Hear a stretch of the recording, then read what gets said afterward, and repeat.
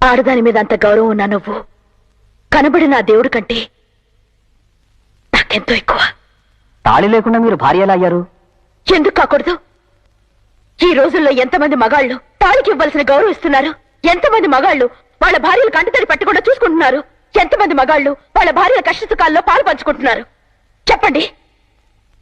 తనని నమ్మి వచ్చిన ఆడదాన్ని ప్రాణానికి ప్రాణంగా చూసుకోవడం, చివరిదాకా కంటికి రెప్పలా కాపాడమే తాళి యొక్క పరమార్థం.